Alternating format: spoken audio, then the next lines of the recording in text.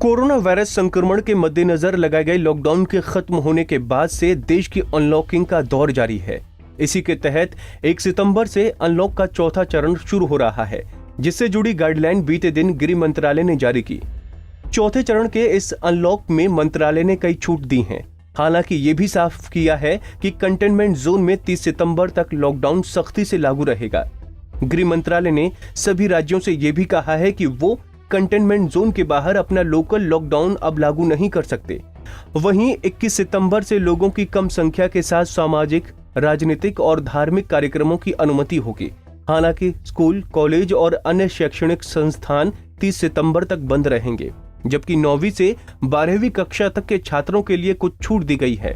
इसके अलावा मार्च महीने से बंद बार 1 सितंबर से पुनः खोले जा सकेंगे।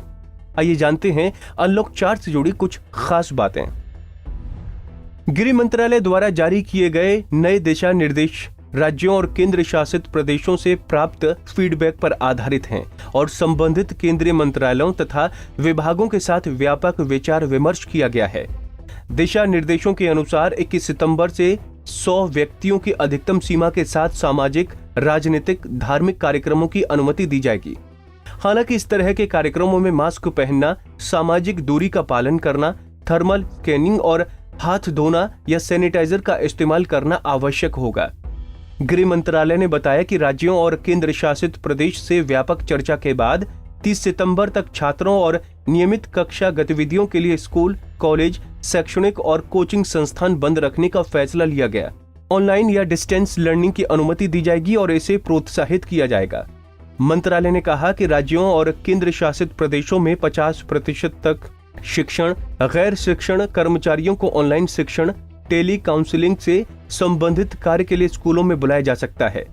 दिशा निर्देशों के अनुसार ब्लॉक्ड एरिया के बाहर स्थित स्कूलों में 9वीं कक्षा से 12वीं कक्षा तक के छात्रों को अपने शिक्षकों से मार्गदर्शन लेने के लिए स्वैच्छिक आधार पर स्कूल जाने की अनुमति दी जा सकती है।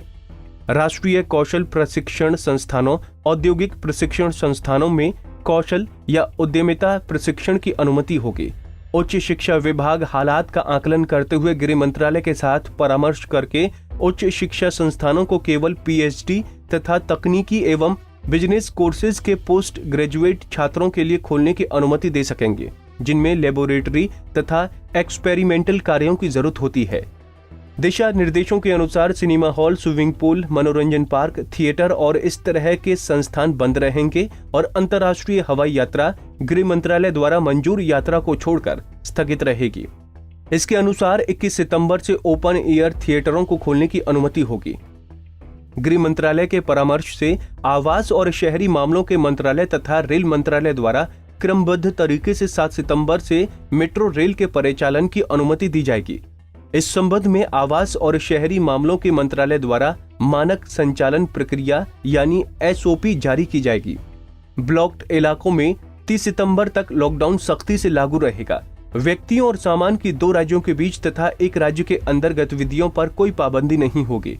इस तरह की गतिविधियों के लिए किसी तरह की अलग अनुमति, मंजूरी, ई परमिट की जरूरत नहीं होगी। गृह मंत्रालय ने कहा कि 65 साल से अधिक उम्र के व्यक्तियों, गंभीर बीमारियों से ग्रस्त लोगों, गर्भवती महिलाओं और 10 साल से कम उम्र के बच्चों को आवश्यक जरूरतों को पूरा करने और स्वास्थ्य उद्देश्यों को छोड़कर घरों में ही रहने की सलाह दी जाती है।